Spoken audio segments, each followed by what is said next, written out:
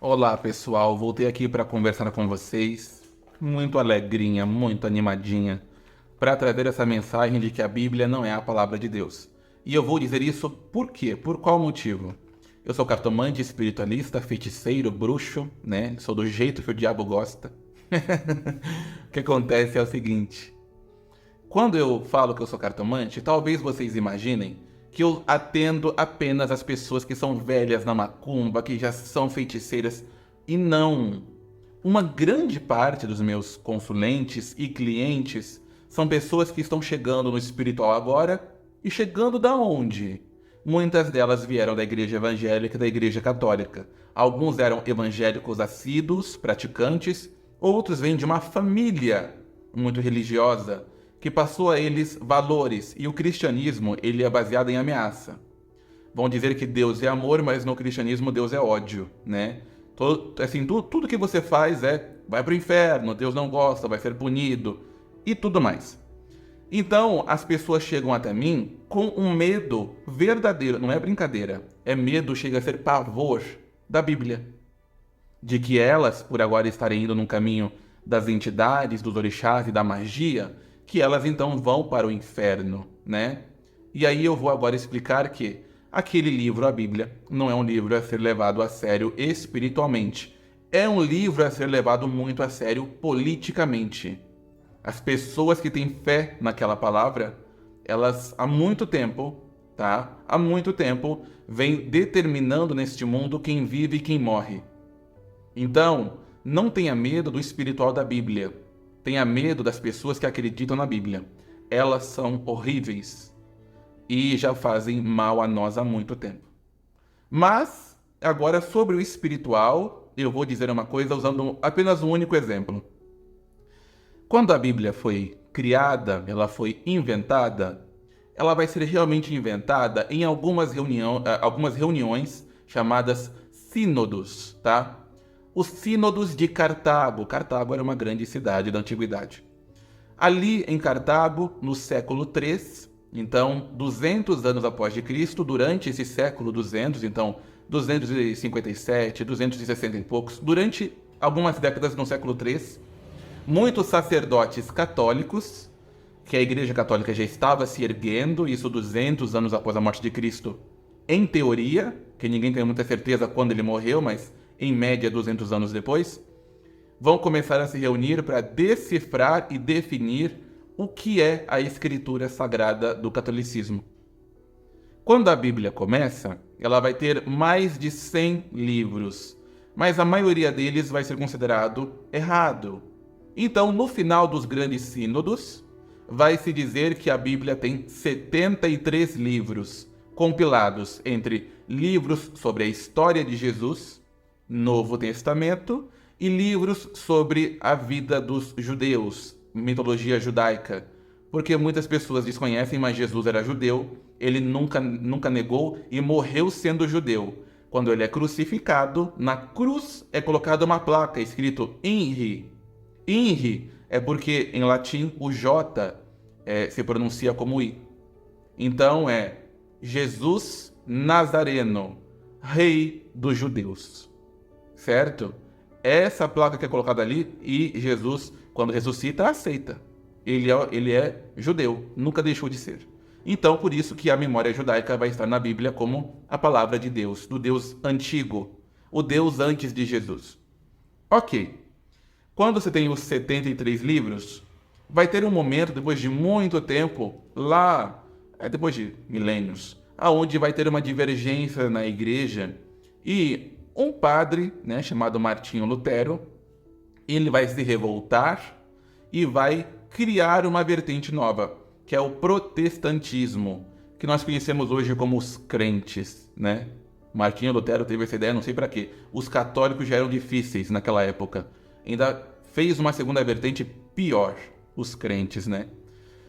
E Lutero, depois de algum tempo, não é de imediato, mas depois de algum tempo, ele vai definir, ele não tá, vamos dizer que ele fez, mas quem fez foram ali pessoas com ele e após ele também, vai definir que a Bíblia dos protestantes possui apenas 66 livros.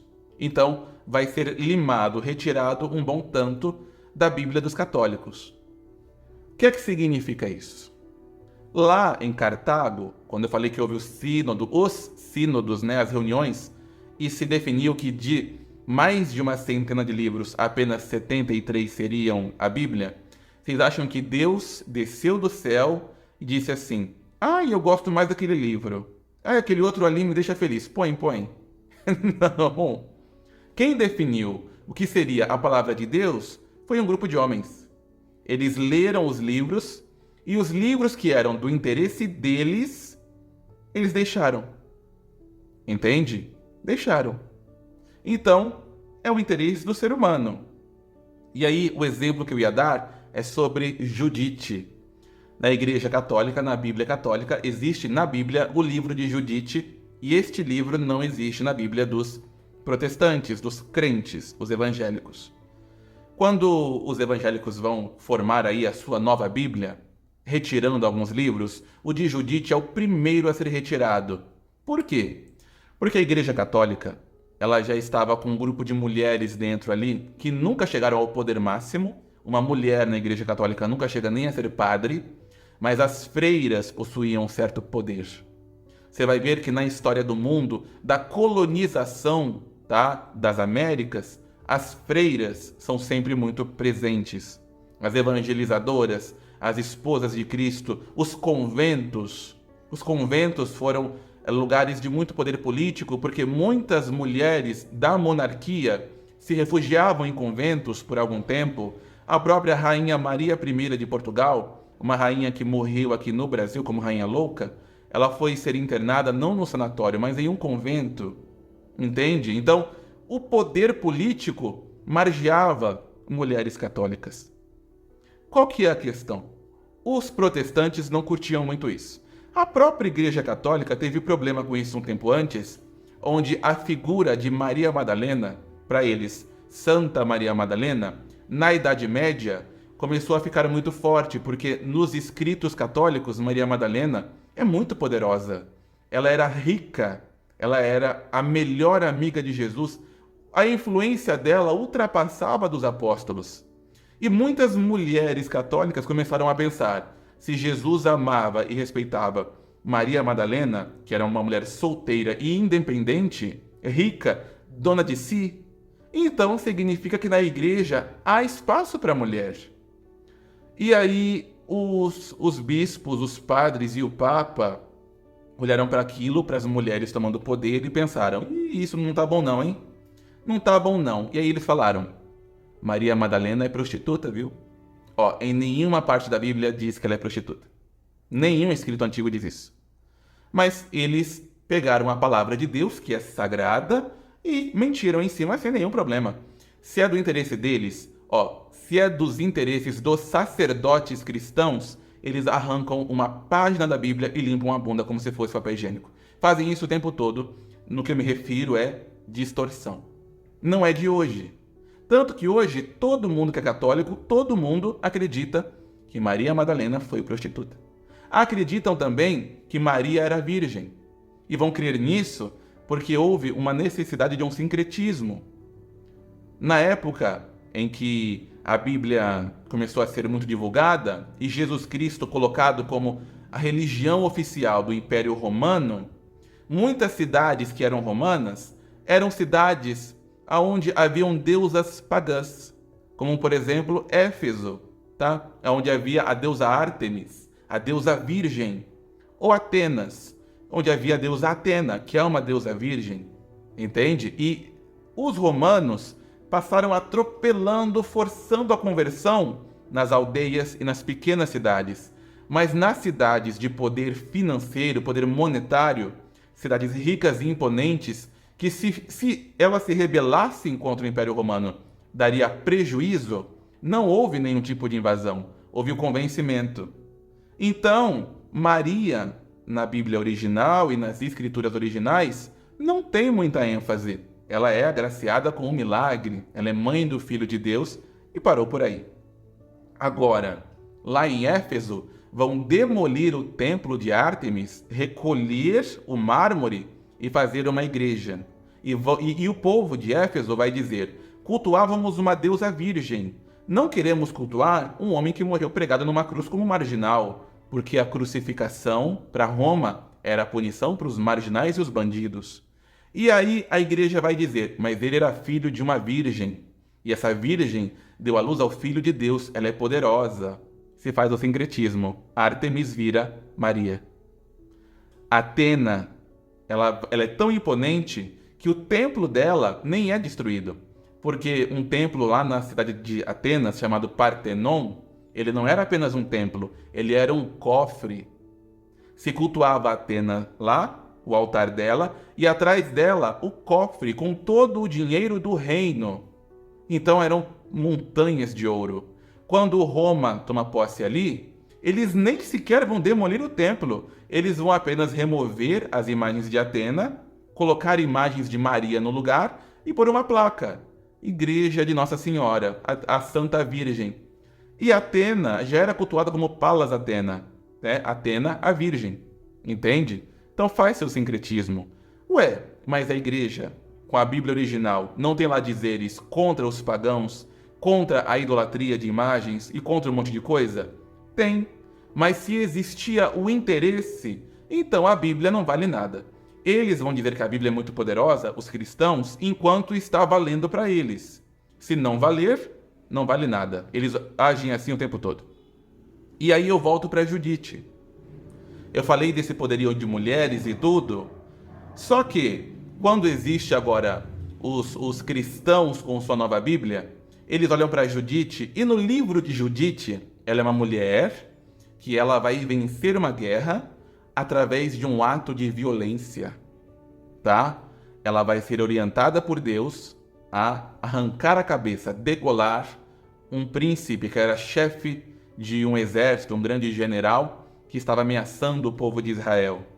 Então Judite, ela é uma guerreira sanguinária. Ela não começa assim. Começa como uma donzela, uma viúva na realidade. Rica, bonita e delicada. E termina com a cabeça do homem na mão dela, que ela arrancou. Então, Judite é um livro total de empoderamento feminino. Os protestantes, os crentes, já não estavam gostando de como as mulheres tinham poder na igreja. Manter esse livro na Bíblia não era do interesse deles. Então eles vão remover esse livro dizendo que esse livro não pode ser da Bíblia porque ele não é de Deus. Porque existem incongruências. Tudo que é falado no livro não bate com fatos históricos e nem com localidades. Aí vão dizer, então, tira Judite. Agora, gente, se essa é a justificativa, então tira o livro do Êxodo. Por quê? Porque no livro do Êxodo diz que Moisés saiu do Egito com o povo e levou 40 anos até chegar na Terra Prometida, Israel. Sendo que hoje, se você vai no Egito e pega um ônibus, você chega de ônibus em Israel em 14 horas. Se for a pé, pelo deserto, 3 dias. E se naquela época de Moisés houvesse muitas intempéries, invasões, guerras, coisas assim, né? Justificaríamos 5 anos, tá? E ainda apertado. 40 anos num tantinho assim de terra. Que mapa é esse que Moisés usava? Que GPS é esse que ele tinha que era muito louco? Então, esse fato de que é uma incongruência enorme sobre território, sobre regiões, tá? Vão dizer, por exemplo, que Salomão se envolveu com a rainha de Sabá e era rainha da Etiópia. Mas que Etiópia é essa? Porque na Bíblia a Etiópia está rodando o mundo, porque cada hora diz que ela é num lugar. E é de um jeito diferente. Incongruências tem na Bíblia toda, inteira. Tem situações ali citadas que não batem com a realidade. Mas apenas Judite foi retirada com esse propósito, com essa justificativa. Por quê? Porque não é do interesse.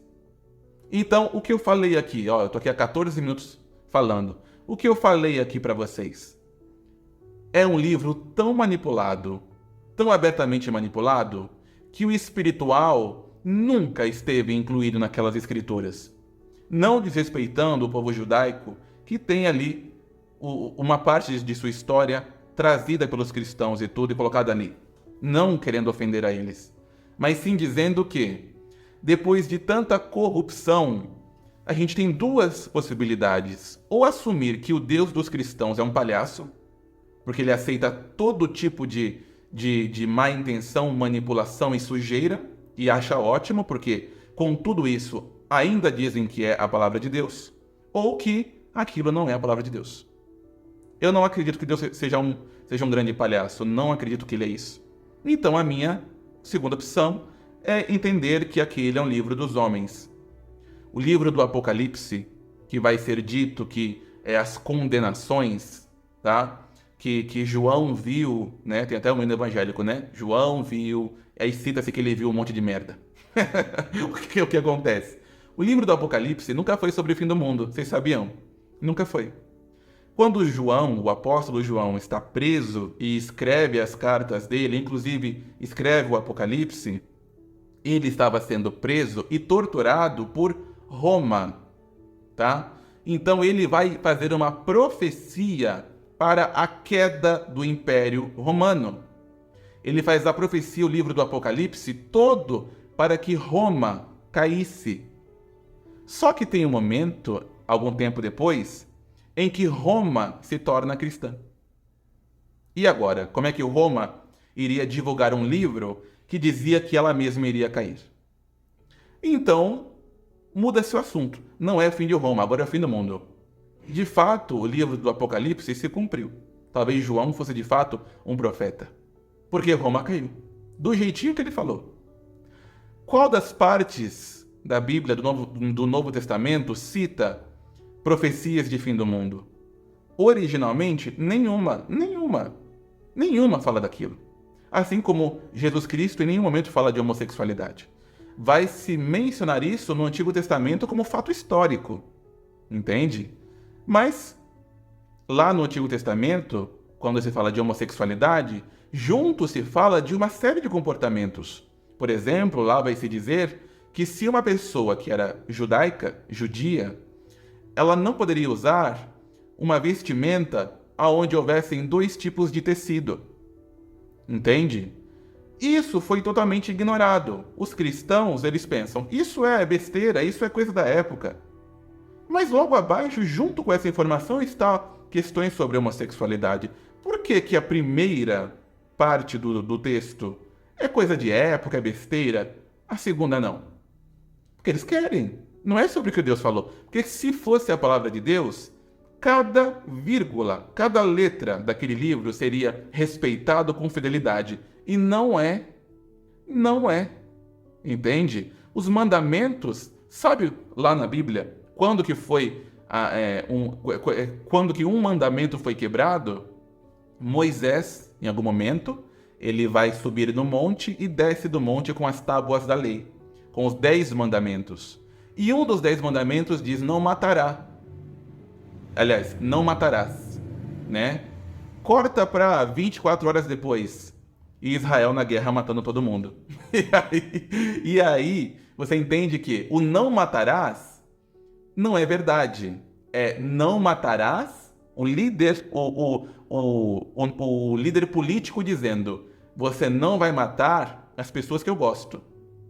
Os outros podem matar. Então, o não matarás tem interpretação.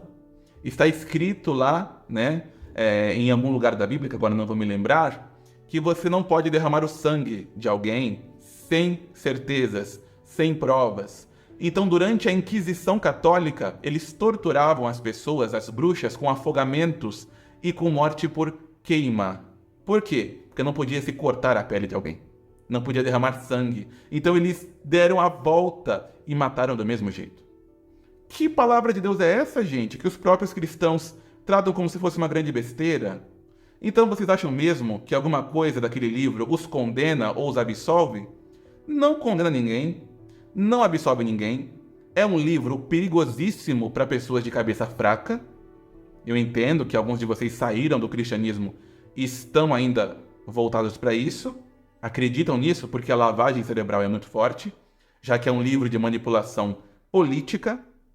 E tenham sim muito medo desse livro perigoso, porque através dele atrocidades são cometidas todos os dias há 2000 anos.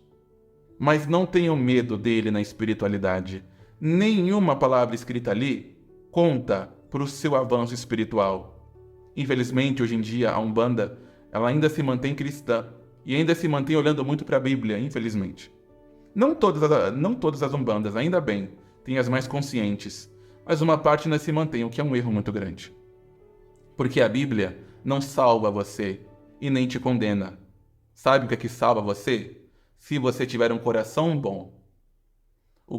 O espiritual, e isso inclui até mesmo o Deus de Israel. O Deus de Israel, do povo de Israel, não é o nosso Deus. Se lembre que aquela expressão, todos os caminhos levam a Deus, é uma expressão usada para defender o povo que era pagão. Tá? O Deus Olodumare, Olorum, Deus dos orixás, não é aquele o Deus de Israel. A força que rege os caboclos não é o Deus de Israel. Entende? O Deus deles é deles, que é um Deus bom. Por mais que o povo judeu tenha um histórico de comportamento complexo, ainda assim é um Deus bom porque prega coisas boas. As nossas crenças são outras. A gente respeita e até admira a força espiritual, mas não respeitem e nem admirem a palavra dos homens, porque é mentirosa, falsa e bélica. Bélico é que é perigoso, que vai atacar você e que tem a intenção de ferir você. Quando algumas religiões baseadas nessas antigas escrituras que estão na Bíblia usam hoje em dia os apedrejamentos usados por Moisés para apedrejar mulheres e homossexuais ainda hoje, no Oriente Médio, na Arábia, vocês acham que aquilo é sagrado? Entende? Recentemente eu vi nas redes sociais um vídeo horrível onde um rapaz de uns 14 anos é levado até o último andar de um prédio por muçulmanos e arremessado lá de cima, porque eles descobriram que era homossexual. E fazem isso em nome de Deus. Parte do Alcorão, uma parte pequena dele, está na Bíblia. Tá? O Alcorão tem outras diretrizes, mas também a Bíblia. Então, vocês vão ver que aquele livro foi uma ferramenta e é uma ferramenta para esmagar o inocente, para destruir o oprimido, desde a época das cruzadas, da Inquisição, até os dias de hoje. Então, ali não é algo bom. Paire em cima da Bíblia um sangue pesado. Se você pudesse espremer uma Bíblia, sairia dali sangue de tanta gente inocente. O genocídio indígena no Brasil, a escravidão do povo negro no Brasil, tudo foi baseado na Bíblia. Vocês sabiam que durante a escravidão, o livro de Êxodo era removido da Bíblia?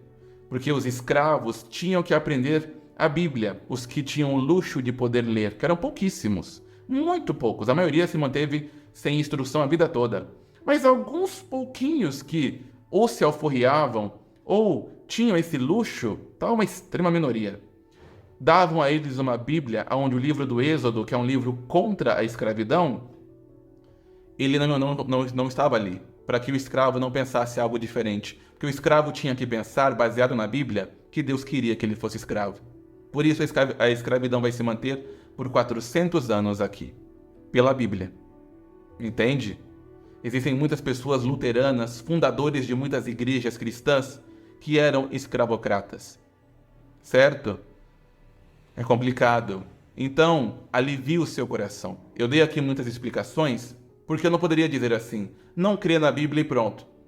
Seria uma frase vazia, mas eu trago algumas informações para que entendam. A Bíblia era como se fosse um caderno em branco. Pessoas vieram e escreveram ali o que elas quiseram. E agora elas dizem, essa é a palavra de Deus e com base nisso eu posso matar você. Não é figura de linguagem. As pessoas morrem ainda hoje por isso. Então, não tenha medo da Bíblia. Na versão espiritual, tenha pavor dela, porque aquele que carrega a Bíblia embaixo do braço também tem uma faca no bolso. Cuidado com isso.